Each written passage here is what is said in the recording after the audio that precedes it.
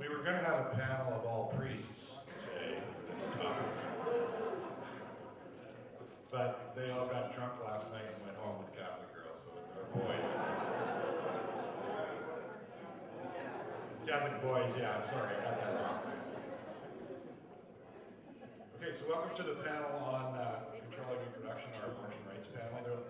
There's going to be lots of opportunity for audience interaction on this, so please take advantage of it. It's an important issue, and as we all know, it's an issue that our wonderful Prime Minister is trying to sneak in the back door, again, with all of his ridiculous bills about, the rights of the fetus and the rights of, single-cell organisms to be protected as humans. So it's really important that we all are on the same page on this, I think, for the most part. Not that there isn't a slight divergence of opinion, I think there is, but that's also good too. So our first speaker on the panel and our main speaker for the panel is the Executive Director and Founder of Canada's National Pro-Choice Group, the Abortion Rights Coalition of Canada. Please welcome Joyce Arthur. Joyce.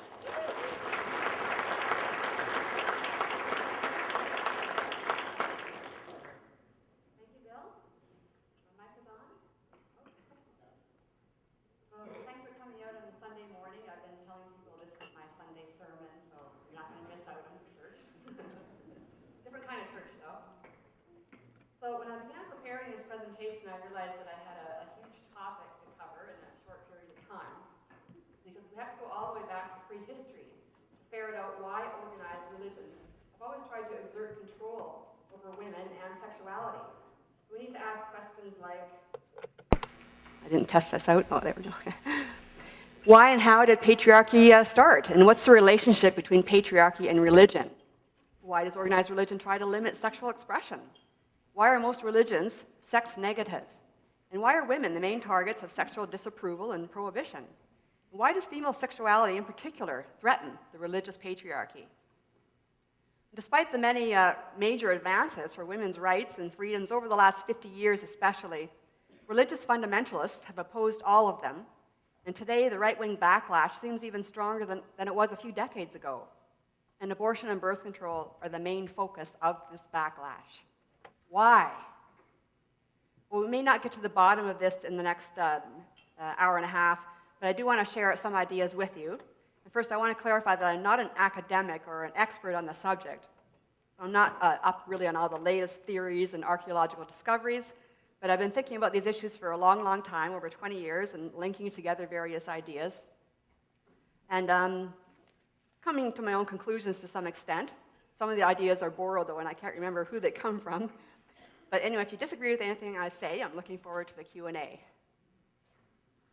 Also, when I'm talking about patriarchy, I just wanted to clarify that I'm not blaming men. I love men. I'm straight and everything. I see patriarchy as not enforced just by men. It's actually more of a conservative versus liberal thing. And conservative religious women are some of the most excellent policers of the patriarchy around, and of sexual restrictions for women. So where did it come from? Prehistorically, women generally had more power and higher status living in hunting and gathering tribes. Many prehistoric tribes tended to be more egalitarian, not matriarchal, because women weren't running things necessarily. But societies were often matrilineal, like tracing lineage through the mother's line, and generally just less hierarchical. There wasn't really a domination of one gender over the other. It's very likely that patriarchal religion supplanted the worship of the mother goddess in Paleolithic Europe, which means that patriarchy has not always been the norm, and it's not inevitable necessarily. The idea of widespread goddess worship before the rise of patriarchy has been disputed by some, but contrary to popular reports, it has not been discredited. In fact, it's been primarily women historians and anthropologists and researchers who have advanced this goddess thesis, and their findings and views, unfortunately, have often been ignored or not taken seriously by male anthropologists. There's an archaeologist named Maria Gimbutas, and she showed that goddess worship and egalitarianism in ancient societies was likely supplanted by patriarchy over time after the intrusion of nomadic pastoralist tribes from north of the Black Sea, starting from about 5000 BC, roughly. These cultural groups practiced a rudimentary agriculture, and they'd already domesticated horses. So that allowed them to travel and expand their territory. And I'll come back a bit later to talk about the importance of agriculture and animal domestication to the rise of patriarchy. Now, the biggest and most important difference between men and women is that women can bear children and men can't. And I think that difference, in one way or another, accounts for virtually all the oppression against women that we see in the world today. Because women go through pregnancy and childbirth and then nursing and doing most of the child rearing, their mobility and autonomy is naturally a bit limited compared to men's. In prehistoric hunter and gatherer tribes, this biological difference created a division of labor, with women staying closer to home and doing most of the plant gathering. They're transforming raw materials into clothing and vessels and the items of daily living.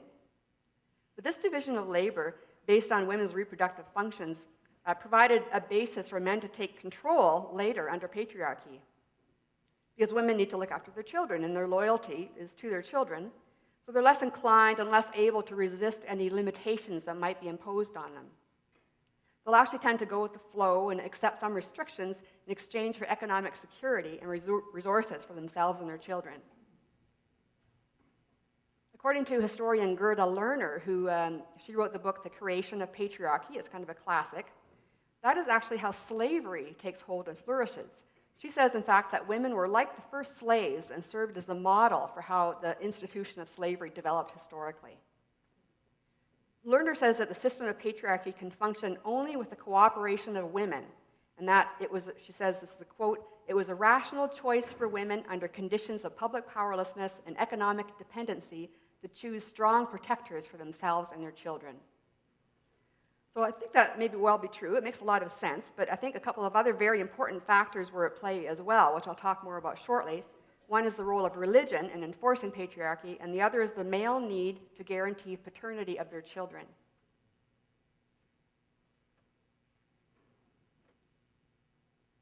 But what led to patriarchy and the oppression of women in the first place?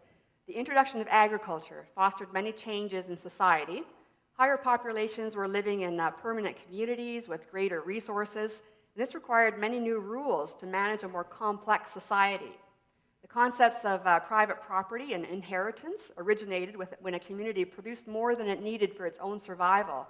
That's a phenomenon that accompanied the invention of agriculture. And this brought about a fundamental change in the use of resources.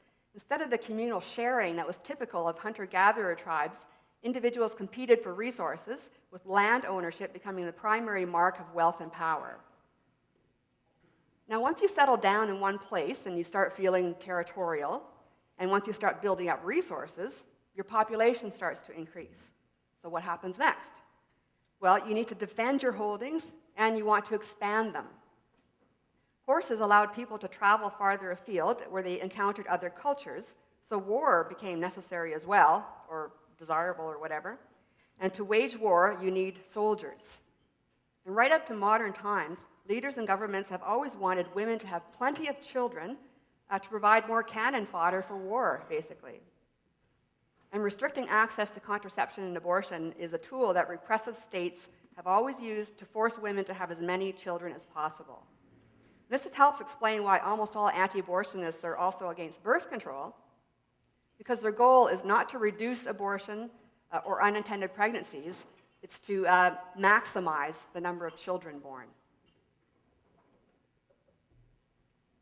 So how could patriarchal beliefs be justified and enforced so strongly in the first place? In a word, religion.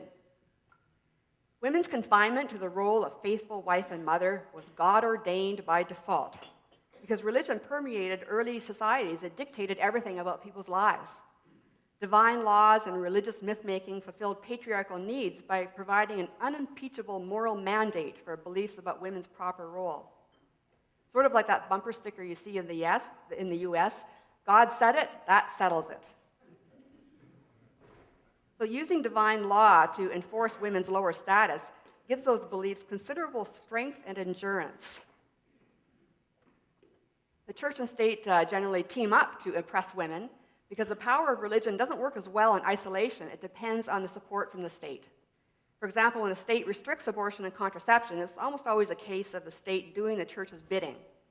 And the state uses the quote-unquote moral authority of the church to help validate and enforce restrictive measures so that people will more readily accept them. It's a very powerful and unholy alliance. And these beliefs that women's lower status, etc., became enshrined in the sacred books of organized religions, such as the Judaic Old Testament. In other words, it became written in stone, so to speak, just like the Ten Commandments. And not only does the 10th commandment list wives as property, along with livestock, slaves, and houses, etc., those commandments are still held up today by Christian fundamentalists as the perfect model for humanity to follow. And Christian dominionists even want them to be the foundation of American law, with the Constitution used as a vehicle for implementing biblical principles. Speaking of livestock, did anyone hear about the bill that passed in March in Georgia that got nicknamed the Women as Livestock Bill? This bill, it criminalized all abortions after 20 weeks, but there was a last-minute amendment to exempt medically futile pregnancies. And that amendment was added after public outrage in response to a Republican legislator who said that pigs and cows have to deliver their offspring dead or alive. So if a woman is carrying a dead fetus or one that's not expected to survive, well, she should have to carry it to term too. So how does one explain such cruel disrespect for women? I think it's got a lot to do with sex and all of its associations and consequences. In a patriarchal society, women are equated with sex.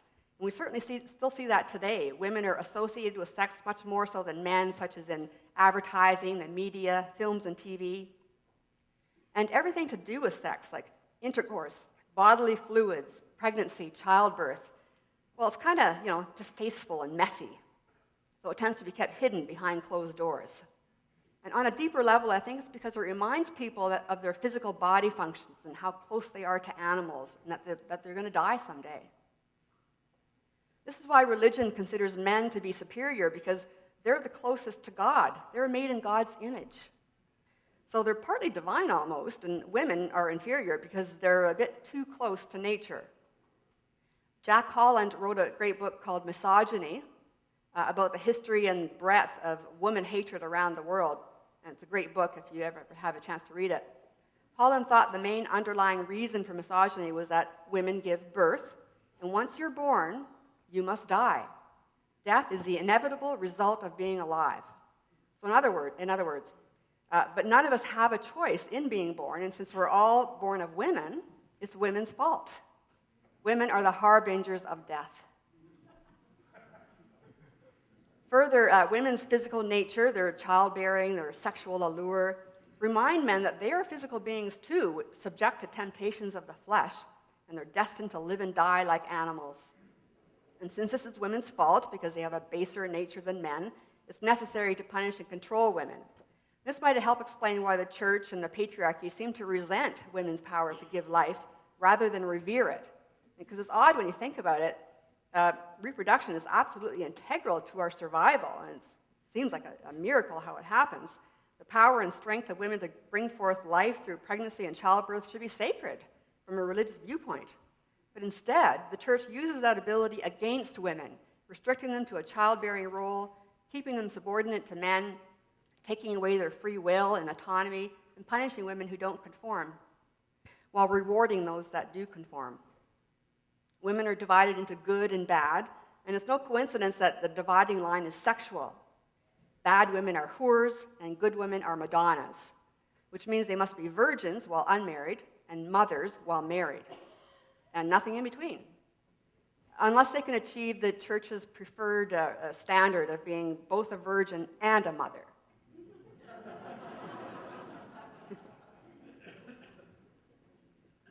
So just going back to our hunter-gatherer past for a moment, property tended to be communal, as I mentioned. Everything was shared, not owned by individuals, but paternity was also shared, and child raising was more of a communal affair too. And I think because most ancient peoples probably never made the connection between sexual intercourse and pregnancy. In other words, the role of the male sperm. But with the advent of agriculture and the domestication and breeding of livestock, the link would have become much easier to observe. I believe another main impetus for the subordination of women by men and early patriarchy was the realization that a woman's child was a product of a particular man's seed. And that leads to another important key to understanding the origin and persistence of patriarchy, the biological need for people to invest in their own children. We know that many animal species instinctually do not take care of their own offspring that are not their own, since this would turn them into evolutionary dead ends. Some species, such as male lions, for example, will even kill cubs that don't belong to them in order to free up the females to mate with them. In the case of humans, women always know that the children they bear are related to them, obviously, but men can never know for sure who their genetic offspring are, and that can cause huge anxiety for them. This male dilemma doesn't matter much to women because women's biological priority is to find someone to help provide for their kids, and it doesn't have to be the father. In fact, female deception in this regard has actually always been common.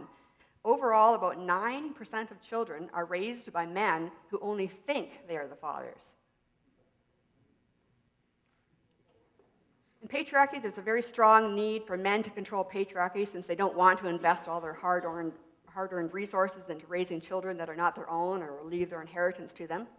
And one way to do that was to adapt the new system of property ownership by incorporating women and children into it, along with the livestock and everything else. This allowed men to dictate and restrict women's behavior in order to control their sexuality and their reproductive capacity, and thereby guarantee paternity of their children. And here's a list of some common ways that has happened and still happens in various countries today. I won't read the whole list, but you see it's pretty complete. It almost covers everything, and I think it all does boil down to that, the need to stop women from having sex with the wrong man.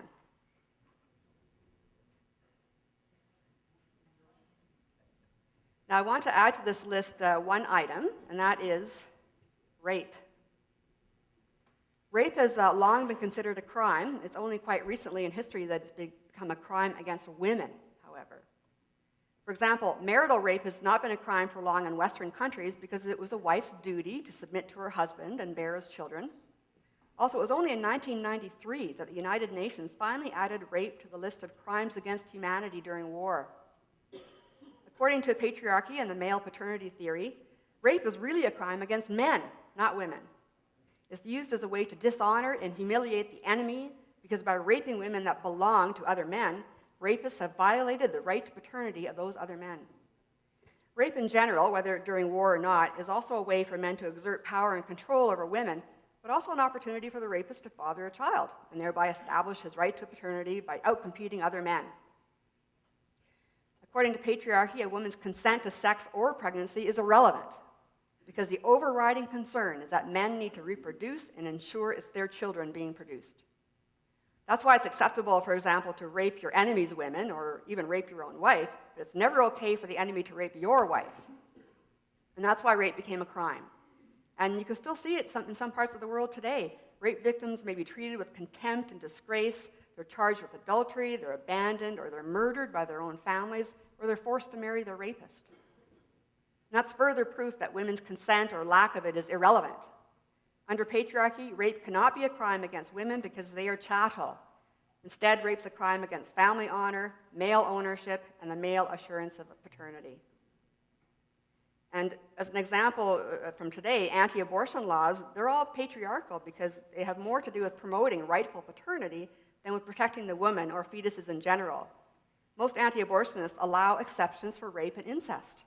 Well, this makes no sense if all life is sacred, but it fits the male paternity theory perfectly because these pregnancies represent unauthorized paternity.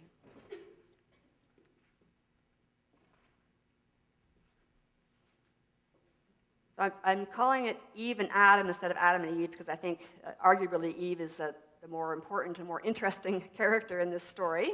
It is quite a good story. So I want to take a new look at the Eve and Adam myth in the Bible. The story is very rich with symbolism on many levels. On its face, Eve and Adam disobey God by eating fruit from the tree of knowledge of good and evil. God punishes them by banishing them from the Garden of Eden, forcing men to work for a living and forcing women to submit to their husbands and suffer in childbirth. This fall from grace is the beginning of death because sadly, Eve and Adam forgot to eat from the other tree the tree of life, which would have given them immortality. There was a little bit of a mix-up there from older creation stories. The Bible got things a bit garbled, but that's a story for another day. The fall also represents humanity's loss of innocence and the beginning of sexual shame and prudery. The Bible notes that before the fall, Eve and Adam were naked and not ashamed. But the very first thing they do after eating the forbidden fruit is to put on some clothes, fig leaves. Now, according to God, Adam and Eve were punished for becoming like one of us. Yeah, he had consulted some other gods about it, apparently. So they were punished for attaining wisdom, the knowledge of good and evil. And as I just mentioned, the very first knowledge was awareness of their nakedness, followed by shame. So the knowledge of good and evil really symbolizes sexual knowledge. There was no sex or reproduction before the fall. So knowledge of sex is a true original sin. And since it was mostly Eve's fault, she ate the fruit first. This makes women dangerous. They can't be trusted to behave or obey, for one thing. And even worse, they became sexual beings who tempt men into sex. So the church must restrict sex to the absolute minimum for procreation only, and they must control women's behavior. And it's a cover for the story, the cover story for helping to assure paternity. Reinforces it.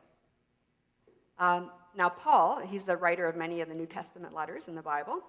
He explains in the epistle of 1 Timothy 2 that women have a sinful and inferior nature because Eve, not Adam, was deceived by the devil in the Garden of Eden. So because Eve was weak and succumbed to temptation, she brought sin and death into the world. As punishment, Paul dictates that women must dress modestly, must not speak in church, must not teach men, must not have any authority over them. But he does concede that women can be saved through bearing children, provided they remain faithful, holy, and modest.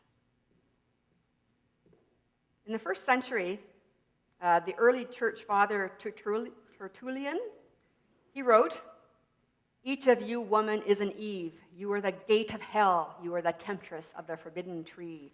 You are the first deserter of the divine law." 16 centuries later, Martin Luther decreed, "If a woman grows weary and at last dies from childbearing, it matters not. Let her die from bearing. She is there to do it." And even though anesthesia began to be used in 1846 for surgeries, it was not routinely administered to women in childbirth for almost 40 years because many doctors followed the biblical teaching that women must suffer in childbirth. Now, it's no secret that the major opposition to abortion comes from conservative religious groups. In North America, almost all anti-choice adherents are fundamentalist Protestants or devout Catholics who follow the Pope, which is a minority of Catholics, by the way. If there's one common denominator to protests outside abortion clinics, it's picketers engaging in overt religious activities such as praying, preaching, singing hymns, counting rosary beads. If you read anti-abortion literature that's not written for a secular audience, it's completely suffused with religious language. Anti-choice counseling centers for pregnant women are actually Christian ministries, and they achieve their best success when they turn women into born-again Christians. And there's very few atheists or agnostics who are anti-choice that I know of, one or two. Nat Hantoff is an example. But I find that, unfortunately, they're inclined to believe anti-choice propaganda about fetuses, and they really have little understanding or sympathy for the realities of women's lives. Now, since you're all well-informed atheists, you may have heard that the Bible has nothing to say about abortion. However, that's not quite true. For one thing, the Bible never condemns abortion. A miscarriage that results from a physical assault by a man is punished by a slap on the wrist. God himself intervenes to abort the products of adultery, and he thinks nothing of murdering countless babies and children himself. And there's several other passages in the Bible that are basically pro-choice because they say it's better to die in the womb than live an unhappy or wicked life. So it's important to remember that the anti-choicers have no biblical basis for their view. In Christianity, there's really only one fetus-related reason for being anti-abortion, and it's a doctrine found outside the Bible. It it sheds light on a glaring contradiction that a lot of people wonder about in the anti-choice position. Because anti-abortionists, they call themselves pro-life and they claim to want to save babies, but they do little or nothing to help children once they're born. They want to force women, poor women to have babies, for example, but they also want to cut off their welfare. So this appears quite nonsensical, but it's actually logically consistent with their religious beliefs. Christian doctrine says that all human souls from conception onwards are tainted with original sin, which can only be erased by baptism. John Calvin, he's a 17th century Protestant theologian, he said, "Even infants bring their condemnation with them from the mother's womb. Their whole nature is a seed of sin and odious and abominable to God." And the 4th century theologian St. Augustine said, "Do not believe or say or teach that the unbaptized infant can be forgiven for original sin, not if you wish to be a Catholic." This doctrine means that babies must be born and baptized in order for them to have a chance at salvation, so they can go to heaven later when they die. But if a fetus is aborted or miscarried, it will never, ever have a chance to be saved. Clearly then, anti-abortionists must fanatically defend fetuses at all costs but they don't have to be concerned with the already born, because it doesn't matter if people are poor or suffering or what the conditions of their lives are like. The only thing that matters is that they get born, so they will have a chance at eternal salvation later. And of course, the more the merrier. It makes more followers for Jesus. Now, Christians don't actually admit to or defend this belief about baptism and salvation in relation to abortion, but it's really the only thing that makes sense, given the otherwise puzzling observation that their concern for life stops at birth. The other thing they don't like to talk about is where most of their opposition to abortion really comes from, because as I mentioned, it's not from the Bible. So, and what it is religious justifications for oppressing women. The Bible, taken literally, is not kind to women. There are more than 200 Bible verses that specifically belittle and demean women. During the Inquisition, one Bible verse alone, "Thou shalt not suffer a witch to live," was responsible for the death of tens of thousands of women, possibly millions. There's a few positive female role models in the Bible, but they're usually there only to demonstrate their obedience and their faithfulness. Typically, women are something to be feared, punished, and oppressed. There is actually one feminist in the Bible, though, in the book of Esther. Her name's Queen Vashti. But she was dethroned for disobeying her king, and she was replaced with a virgin after the king holds a best virgin contest. Other than virgin, the most common biblical labels for women are whore and harlot. Women are described as having evil, even satanic powers of allurement. In the Old Testament, women are possessions, fathers own them, sell them into bondage, even sacrifice them. Rape is sanctioned during wartime and in other contexts. Women are subject to virginity bed checks as brides, and male jealousy fits and no-notice divorce as wives. Why does religion hate sex so much? Most organized religions are quite sex negative, and from what I've already said, it should be becoming pretty easy to understand why. Sex is necessary for reproduction. Reproduction is essential for survival, so whoever controls the means of reproduction holds the power. Unfortunately for men, women are the ones who do bear the children, so women do essentially control reproduction. And if men want power, they have to take away that control from women, which would be impossible if sex was celebrated as something sacred, positive, and pleasurable, because that would give women the freedom to enjoy sex as well. And we can't have that. I mean, if women started having sex just for fun, like before they're married, or with different men, it would mean that men would lose control over paternity and reproduction. The same types of restrictions on women's behavior that protect male paternity also serve to reinforce the sexist, dirty, and evil meme. You may have heard this quote from a guy named Butch Hancock from Texas. He says, "Life in Lubbock, Texas taught me two things. One is that God loves you and you're going to burn in hell. The other is that sex is the most awful, dirty thing on earth, and you should save it for someone you love."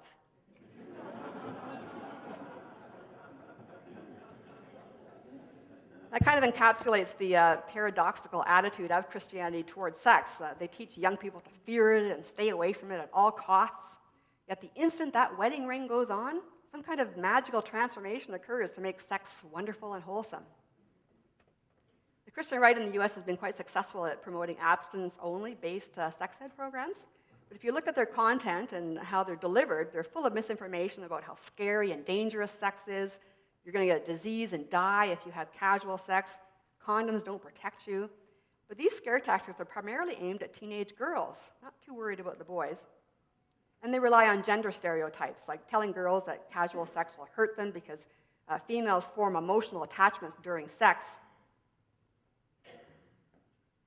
And no man is going to want to marry them because they're like a rose with the petals torn off. So the double standard, alive and well.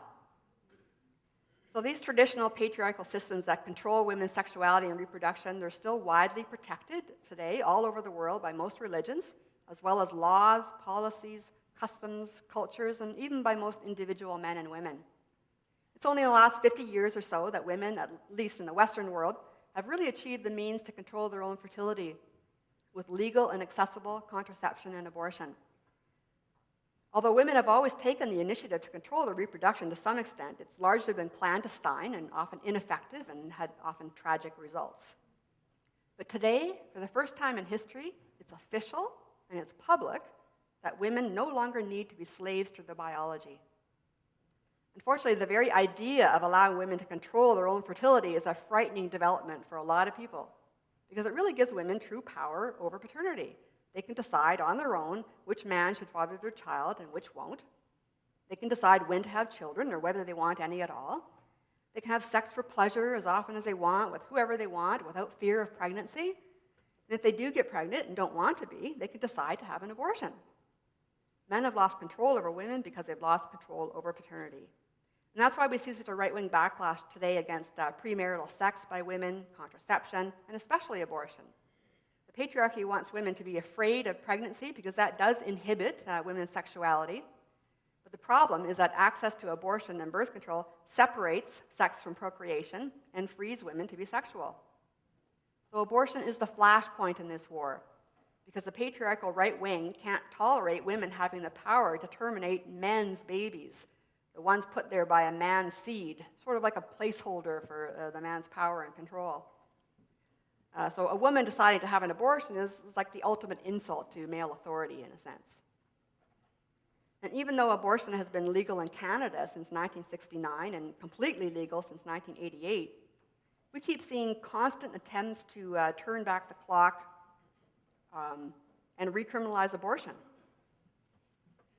There's been in Canada since 1987 44 separate bills and motions introduced in Parliament trying to attack abortion in one way or the other. And the latest attempt on that is Motion 312, and that motion is, if it passes, there was already 1 hour of debate a couple of weeks ago and then another hour of debate and a vote are coming up in early June. And the motion would call for a parliamentary committee to examine the medical and scientific evidence of when life begins, whether if a fetus is a human being, in order to decide whether the criminal code definition of human being should be changed to include fetuses. Currently, the definition says you become a human being when you've completely exited from the birth canal alive. So, of course, this is really a direct attack on abortion rights, because if they were successful, oops, I accidentally exited out. If they were successful, they would go after abortion immediately.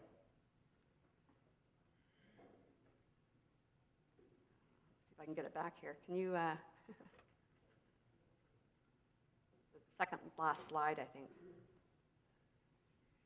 In the US, war on women is underway, led by Republican legislators. They've been passing more restrictions against abortion than ever, some really crazy ones. They're cutting funding for birth control and basic reproductive health care services. That's the one before that. That's great, thanks. There's already hundreds of restrictions against abortion at the state and federal level, and a record 92 anti-abortion laws were passed after the Republicans won the midterm election in 2010. And they're interfering in the doctor-patient relationship and taking discretion away from doctors. It's like they're actually making medical decisions about women's treatment as if they're right there in the operating room with the doctor. And so here's a few examples of some of the crazy laws, very disturbing. The one on top, just a few days ago, a Republican committee approved a bill that includes major cuts to international family planning programs. This is just after it's been reported that maternal mortality has been going down. Finally, we're winning the war on maternal mortality. This will just drive it back up again. It's insane.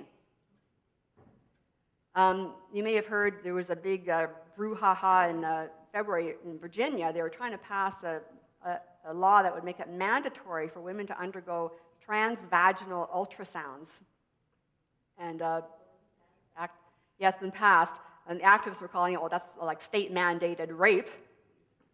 And so they backed off a bit, and they took out that it didn't have to be transvaginal, but it's still a mandatory ultrasound. Well, the problem is that in the first 12 weeks of pregnancy, transvaginal ultrasound is really the only way you can see anything, so it didn't change anything, and they passed the law anyway. Kansas and other states are following suit, Oklahoma. Kansas passed a law allowing doctors to actually lie to their patients, just to, if the doctors think the woman might consider an abortion, you can just say anything to them to prevent them from getting an abortion. And they're actually requiring doctors to lie to say that abortion leads to breast cancer. It does not. They can withhold treatment from cancer treatment from pregnant women if they believe it might harm fetal health.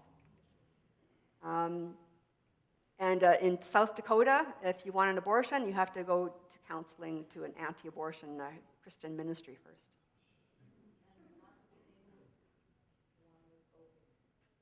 Yeah, that's right. There weren't any even for women to go to. So it's actually a way of shutting down access completely. And another lying law in Oklahoma, allowing doctors to withhold information if there's a birth defect in the fetus. They don't have to tell the woman in case she'll get an abortion. And then if there's something wrong with the fetus once it's born, the woman can't sue. And another thing I wanted to mention, if I have a few minutes still, is that Catholic hospitals, there's been a lot of stories about them as well. Like they don't provide emergency contraception or abortion, obviously, or anything like that. And they will actually let a woman die. Like, don't ever go to a Catholic hospital to have a baby, because if something goes wrong during your delivery and your life is at risk or something like that, they will save your fetus before you, or they will let you both die before they do anything that might hurt the fetus. So don't go there. So hopefully our little romp through prehistory gave you some food for thought on why we're still in the 21st century fighting for something so fundamental as women's basic human rights. So what can we do, or what can you do to ensure that women's rights are respected, including their reproductive rights? Well, we passed out earlier, my friend Ray passed out, each table should have a petition that you can sign against Motion 312. And so please, I expect everyone to sign it, please, and then we'll go around the tables afterwards and pick them up. And you can also download more petitions and print them out at this website. So if you want to scribble that down, that would be wonderful. We're trying to get as many petitions as possible prior to the debate and vote. The vote is scheduled for June 12th, I think.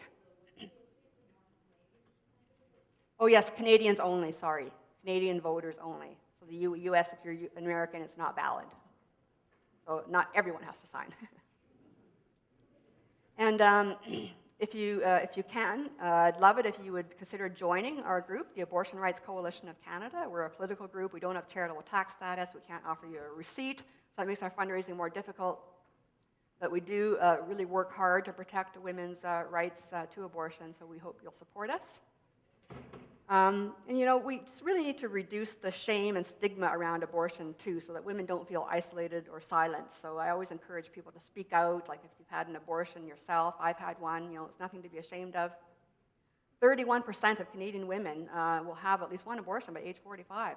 This is not a rare thing. It's part of, abortion's been called a fundamental aspect of human behavior. It's always been practiced. It's not going away, regardless of any laws. It's just something that women need to do. So we must ensure that women can obtain abortions legally and safely because their lives and their freedom depend upon it. Thank you.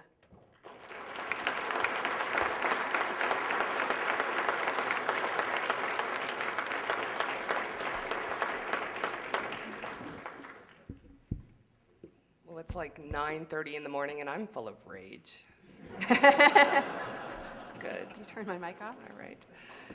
So I'm just here to guide the conversation. So maybe if we could start with Natalie, and if you want to talk about, if you have anything to say about the presentation, but also I'd like you to talk about your position on abortion.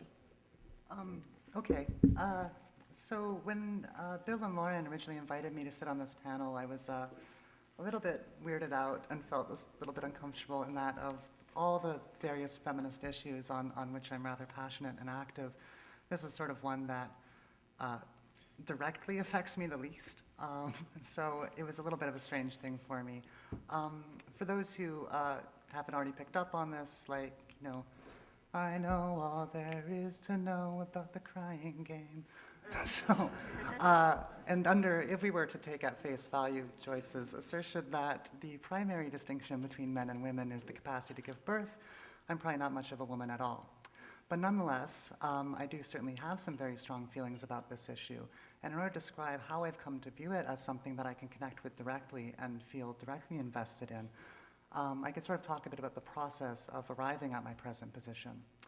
A long time ago, back when I was sort of living as a man, I sort of sided with the pro-choicers, but this was sort of something that I didn't feel all that strongly about. It was sort of something I took as sort of the package deal of being a liberal or a lefty or whatever, that I was expected to be pro-choice and I couldn't really think of any reason not to be, so I went along with that. But I didn't care enough. I didn't feel passionate. And there were all these sort of dubious things I believed, like the personhood argument, for instance. When does life begin? When does a fetus stop being a fetus and start becoming an actual human life? And I would give credence to this argument, and I'd say silly things like, well, I guess I can sort of see where the pro-lifers are coming from. I mean, if it is a person, then this is murder, and blah, blah, blah. And I sort of gradually started realizing that's not really a very valid consideration at all. And when we allow the personhood argument to frame the debate, we're sort of playing into that. Even if it is a person, like, that person does not necessarily take precedence over the person it's inhabiting parasitically. Like, castle doctrine, you know? And from there, I sort of switched on to another position that I've sort of come to since regard as dubious, which is that I saw it, I think I had like this quote that I pulled from some like crappy Law and Order episode or something, where it was like, life is complicated, so we need options. I was sort of seeing it as this family planning issue, that it was about having some say over what happens in terms of your family, in terms of your life, that you don't want like a child that you're not really ready for, suddenly intruding into your family, and then you've got to take care of it, and you have all these obligations, and you know that generally speaking, children who are wanted are going to be have a lot better lives than the ones who just showed up. But the problem with that position was, you know, it allowed me to think things like, oh, well, this is actually simply an issue that mostly pertains to heterosexual, cisgender women who are fertile.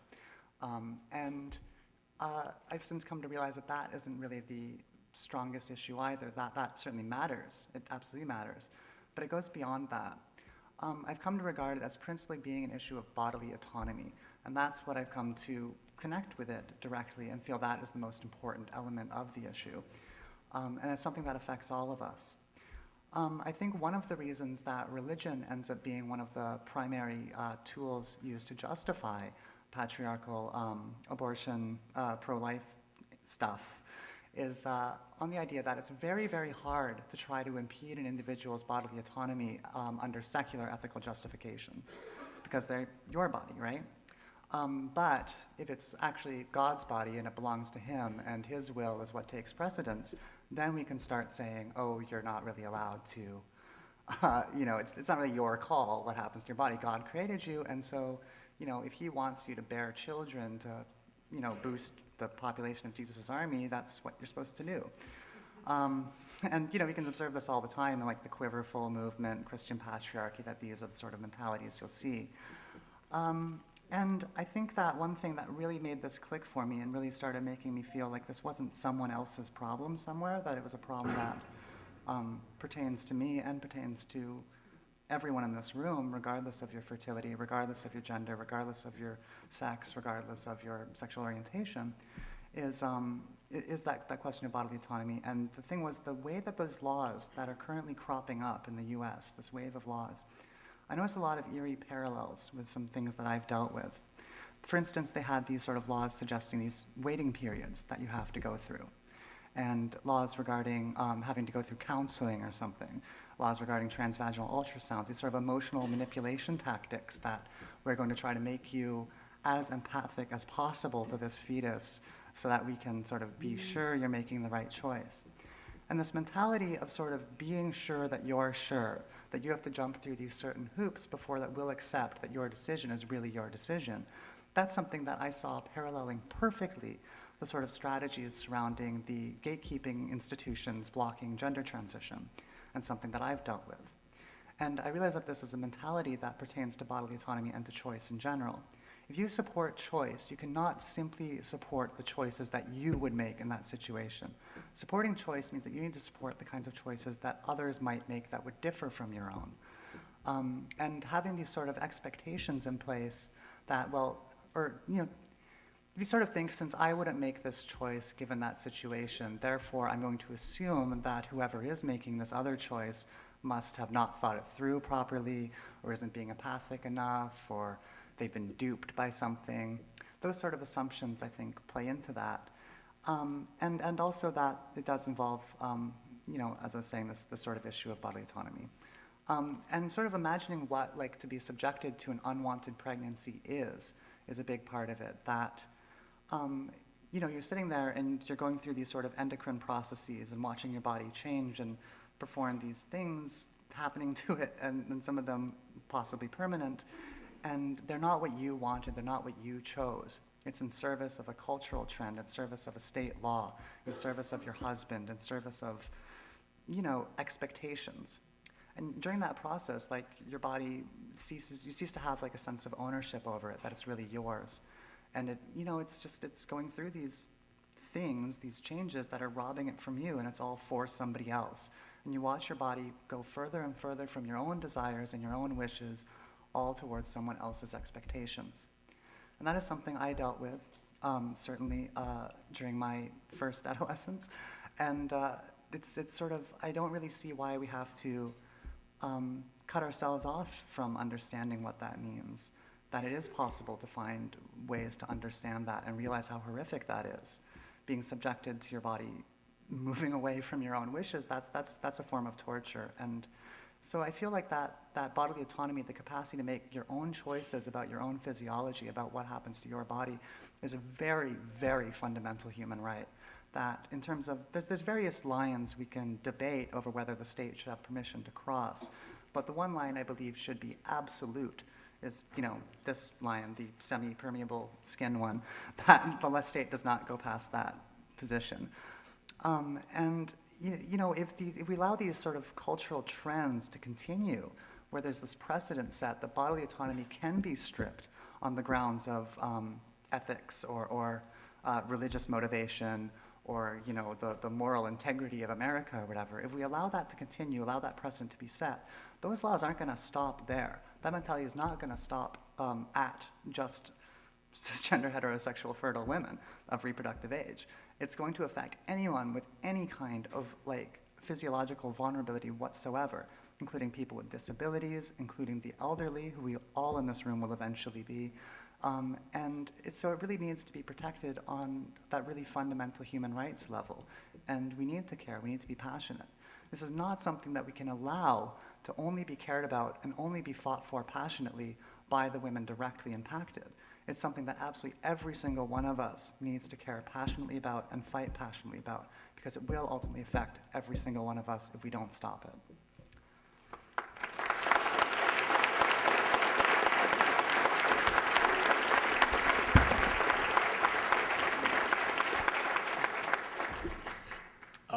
Well, hi everyone. My name's Edwin. I have just, you know, full disclosure, I am not a doctor, I am not a lawyer, I have no medical expertise. I'm a blogger, an author, and a political scientist. That's where I come from. When Bill asked me to sit on this panel this morning, I kind of had the same sort of trepidation. Oh, a guy on an abortion rights panel. It's gonna be all right. But I mean, my position is I'm imagining pretty much the same as everyone else on the panel is that the choice to have an abortion, the control over a woman's bodily functions, over her bodily autonomy, is entirely her decision and hers alone. It's between her and her doctor.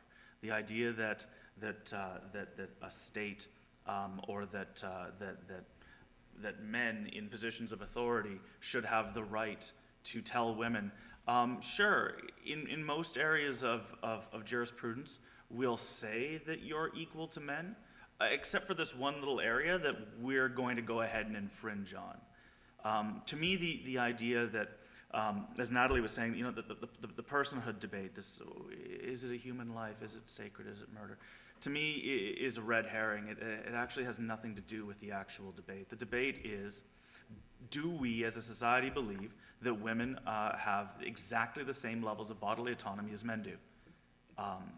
If we do believe that, then we have sort of the logical consequence of that is that we have to support her choices to do with her body, to control her pregnancy in any way she sees fit.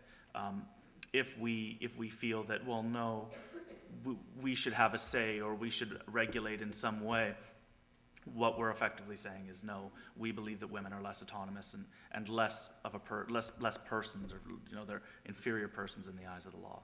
So I mean, that's the core of my belief is when it comes to questions of reproductive health of any kind, the decision remains absolutely, positively, unequivocally with the woman and her doctor, and ultimately with the woman.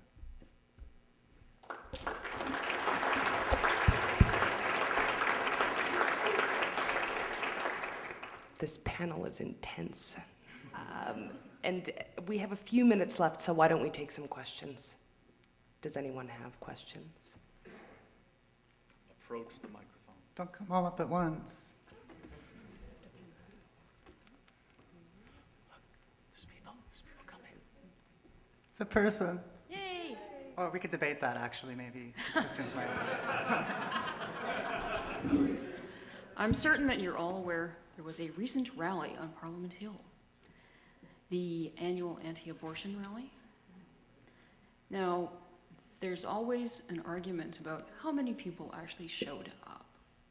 They like to say many thousands more than what their detractors say. And part of the population that shows up are kids. And those kids, according to some reports, this is alleged, but there are many witnesses who observe this, are Catholic kids bussed in by their teachers and their school boards to attend as a mandatory event as part of their school day. So they're not really supporting it so much as they're forced to be there. Is there anything that can be done about that?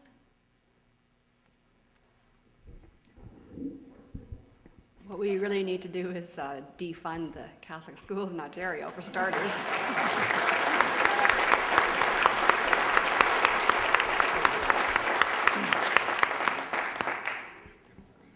I mean, it's just crazy that they're actually given the day off school for this event, and it's not just Catholic schools; it's also the private evangelical Protestant schools as well. Because I come from a religious family, and I know my little nieces and nephews. Some of them go to this march; they have the day off school.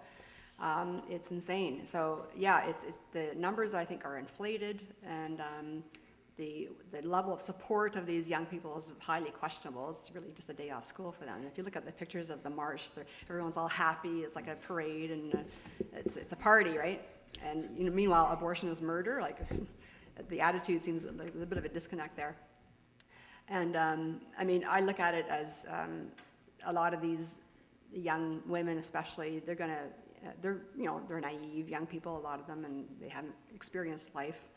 They don't really know anything about the issues, and they live in a pretty insular world too. They're not exposed to the other point of view.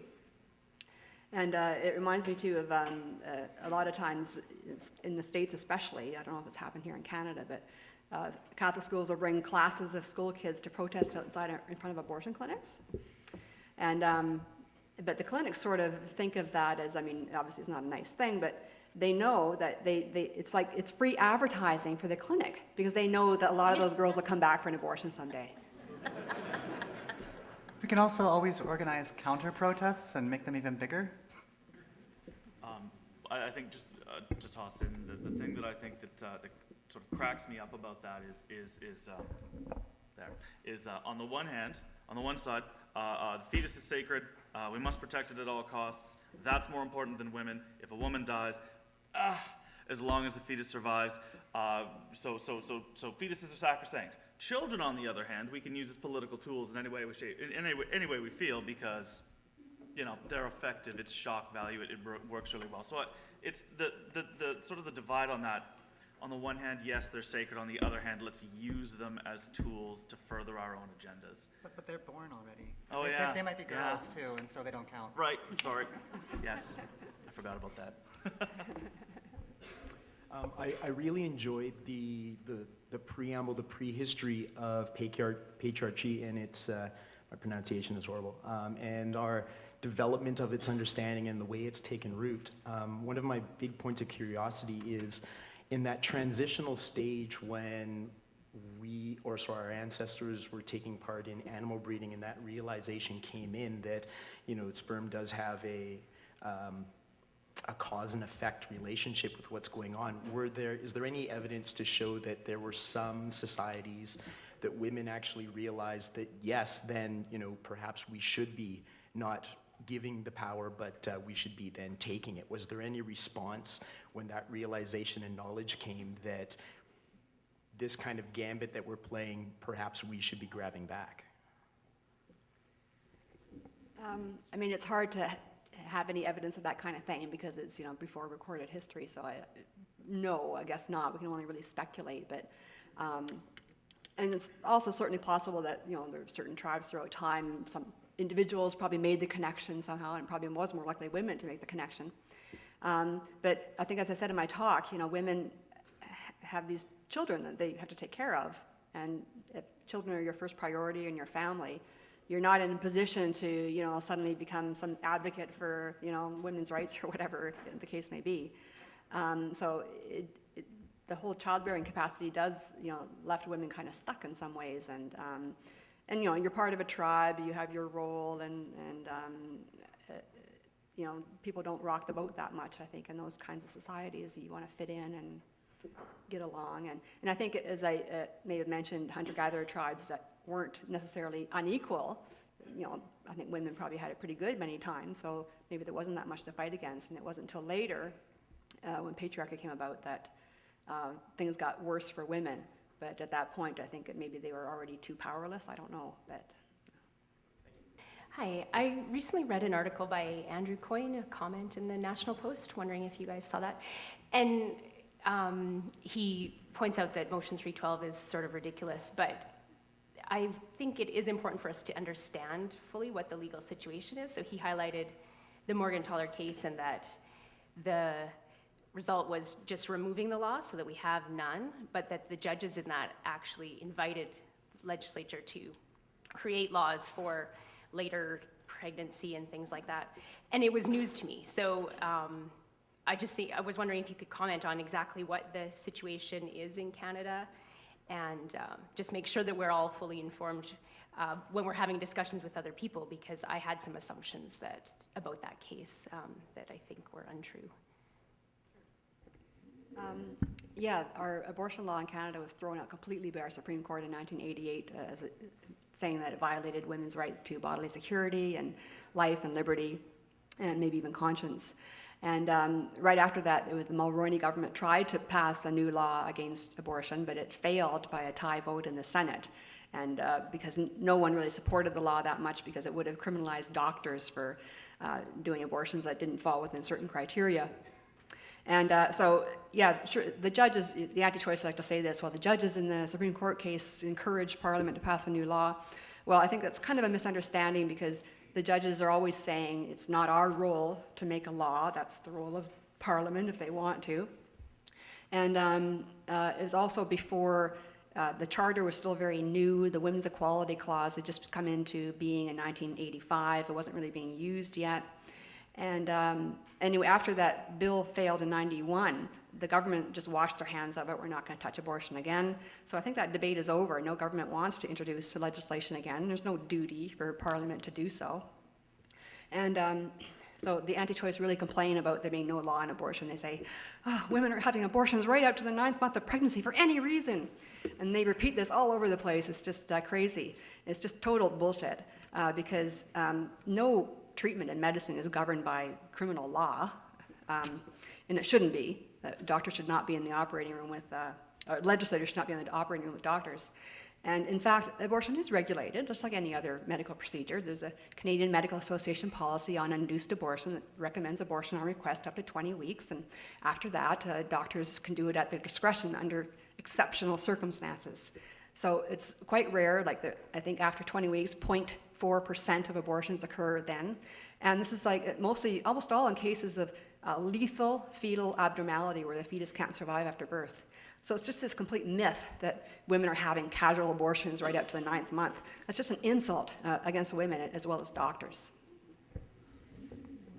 I want to thank all of you and Bill and everyone who actually showed up, or everyone who showed up this morning for this important topic first. And I'm just glad you're all here, so let's have a round of applause for everyone. Especially given how hungover I'm sure many of you are. I think this is a hugely important topic for the free thought community. I'm really, honored that, the champion of sort of abortion rights in Canada was Henry Morgentaler, one of the founders of Humanist Canada. And, if he could, I'm sure he would be here, but he's older and off in Montreal doing his own conferences. But my question for you is what should the free thought, skeptic, humanist, whatever we want to call it, what should our community be doing beyond just what everyone should be doing, what every progressive should be doing? How should our movements be going forward? I know, I think Center for Inquiry has been very hesitant to actually take a stand on abortion, which is a little shameful, but maybe you can speak to what we should do as skeptics and atheists. Well, I think the skeptic community, we do have one particularly good advantage in that we're a lot more scientifically literate than most activist movements. And so in that regard, I think in terms of the larger debate, if we were to look at sort of division of labor in terms of activist movement in regards to reproductive rights, our niche might be particularly well suited towards addressing pseudoscience or medically dubious claims and accurate data and accurate science, and making sure that when various pro-life, I don't even like calling them that, anti-choicers, when they say when they make claims or lies that aren't actually backed up by data, by scientific evidence, that we take them to task on that as often and as vigorously as we can, because I think that's probably what we're particularly best positioned to do relative to the larger movement. Yeah, just to play off of what Natalie was saying, part of what we do is sort of, if we come at this from the skeptical perspective, we look at these sort of, we can debunk these sort of claims and we can call them out, which I don't think we do enough of. From the secular humanists, from the atheist side, we also have a tangent that we can attack, and that is that the majority, I would argue that the vast majority of anti-choice positions are sort of, they're cloaked theist or religious-based religious reasons, and so we can do what we can to point that out too. Take off the cloak. Yeah, exactly. Do what we can to drag them kicking and screaming into the light and say, look at, because I've even heard this within my own secular and atheist circles that an anti-choice position will be espoused, and then you point out to them, you realize that has its roots in religious doctrine, not in science, right? And isn't it rather odd that you're taking a religious position to, as an atheist? So I think we have an obligation to do a serious amount of introspection and reflection on our own biases. I mean, if you're against abortion and you want abortion to be illegal, come up with reasons that have nothing to do with religion. I dare you to. And maybe,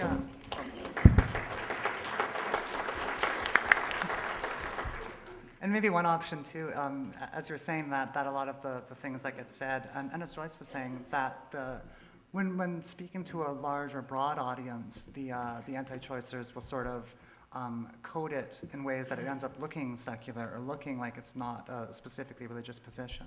But when speaking to their own, it's blatantly religious. And I think that we might, thanks to our experience of atheist activism, might be able to force them to stop cloaking, stop dog whistling, and put them in the position of having to outright state, oh, actually, this is just because we believe in God. That's our only justification for this ludicrous position. And then we can, more heavily use the Constitution, the Charter of Rights and Freedoms, things like that, as a way of asserting that this is not a reasonable way to legislate. So remember I said that thing yesterday about objectives and audience? Your audience for this really is the government. They're the people who have the control over this. So I'm just curious, how many of you have ever gone to visit your MLA? You are above average people. Nice. The thing is, it is not difficult. If this is an issue that's important to you, go yourself, or you and a couple friends, if you need that kind of moral support, go visit your MLA and have this conversation. They have to meet with you. And your MP too. And your MP, yes. Okay. I just wanted to mention one thing quickly in response to Ian's question in terms of what you can do. Your advice is excellent, like attack their bad science. They have their own set of facts, their own scientific reality, whatever that is. But also next year, January 28th, 2013, 25th anniversary of the Supreme Court Morgentaler decision. So we haven't got everything planned out yet, but we want to do some stuff. In particular, we do want to honor Henry Morgentaler. He's 89 years old now. He lives in Toronto, actually. He's retired. He's frail. He's sort of in declining health. But hopefully he'll still be around in January. We can have sort of a big party celebrating him, and we'll think of things to do, and maybe the atheist group can do something as well.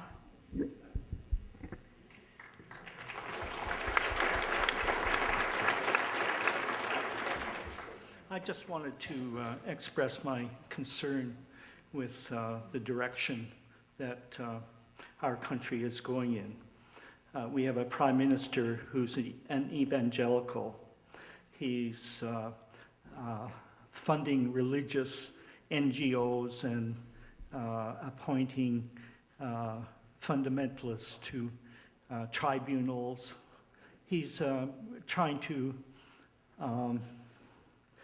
He's openly attacked progressive organizations and environmental organizations, calling them enemies of the state.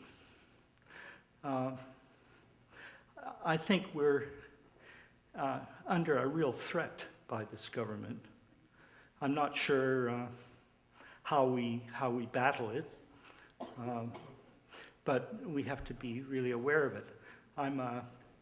I'm 70 years old, so I'm a child of the 50s. The 50s?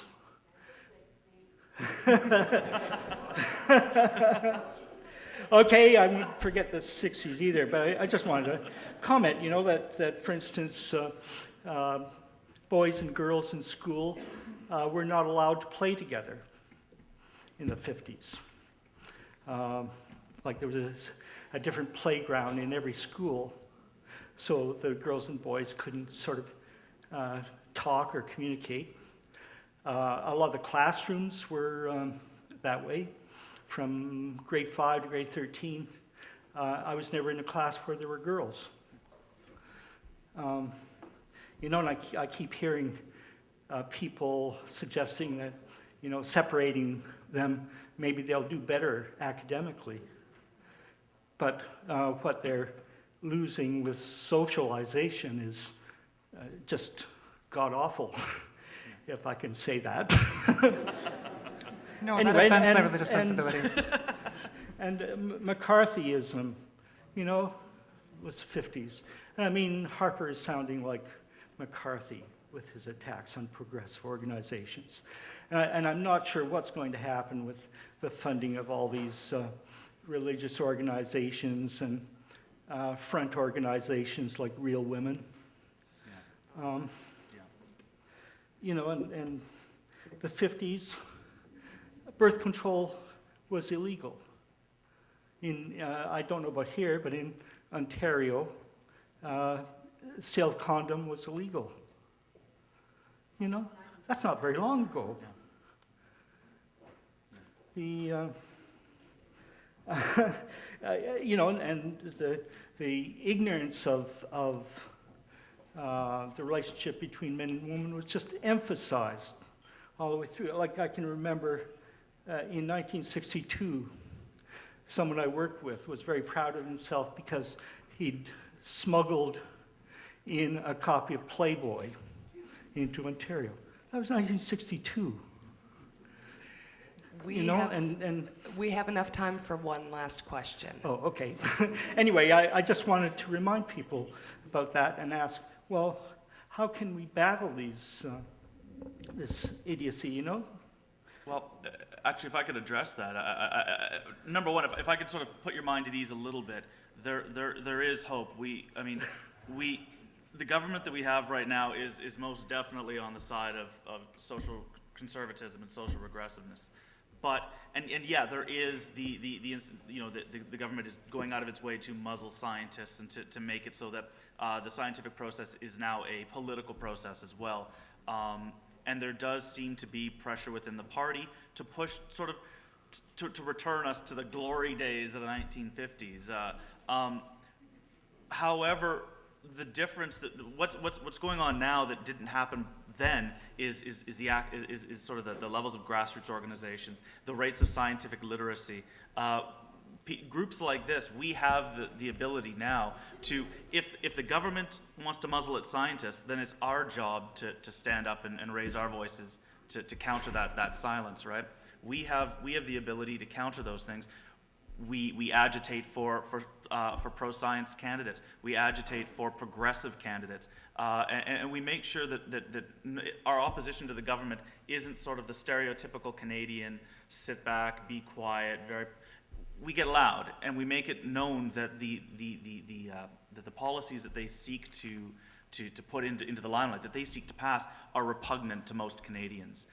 We need to make sure that it's not just understood that it might be unpopular. We have to make it explicit that these ideas are offensive to the conscience of Canada.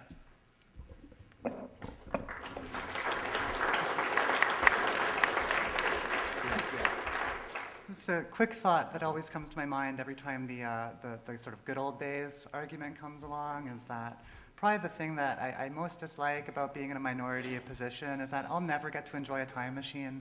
It's just not going to be a fun trip. No. So. Very good point. Okay. Hi, Bill. So you would be in favor of retroactive abortion, possibly, for some people? Oh, yeah. Actually, you know what? I would do the time machine thing just to stop Harper from ever happening. One of the things that I try to bring up whenever I'm having a discussion with these people is an interesting fact that I heard in one of Sam Harris's talks a while back, but it's just how many children under the age of 5 die every day in this world. And it's about 24,000 an hour. So since we started this, a little over 1,000 children have died needlessly under the age of 5, which puts lie to this concern they supposedly have for life. Because, I mean, with the wealth of the Catholic Church, there's no reason for that to be happening. Or the wealth of society in general. I mean, it's not just pro-lifers that are to blame, we're all to blame for that. But I'm just wondering if that's something that you think is worth mentioning a lot, because I mention it a lot when they come to when the Jehovah's come to the door to tell me about how I should raise my kids and that kind of stuff. And it's, to me, it's an appalling figure when you think about it.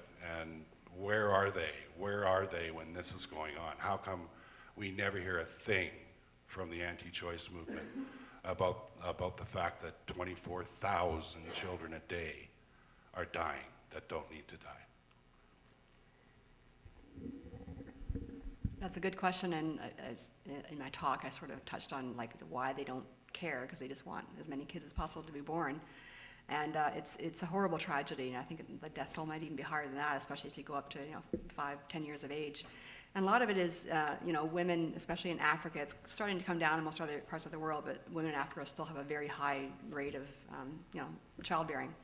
And there's just not enough. It's the will of the government, but it's also international agencies. They're restricted by U.S. Funding rules and the global gag rule and so on, that no agency can be funded to even like whispers the word abortion or does anything to help. And family planning is extremely critical, because that really reduces the number of unwanted pregnancies. It helps women space pregnancies so they have healthier pregnancies when they want to have babies. And that can really drive down the unsafe abortion rate a lot, for example. But the thing that I hate is, you're never going to get rid of abortion completely. It is a really integral part of women's reproductive health, but no one wants to talk about it or touch it. It's just like the third rail. It's just so stigmatized. And it's like we have Harper here, sending, funding money for maternal health in developing countries, but it's like he's picked, women who are having babies, yes, we want to help those and help those survive. But women who have abortions, they can just die. It's so hypocritical. It's just enraging, and I don't know what to do about it, except publicity. But the anti-choice people, they don't care. So there's no point in trying to convince them. Yeah, They'll deny it. Spend millions helping women have babies and then let them die. That's just absurd to me. Don't let this conversation end with this weekend, okay?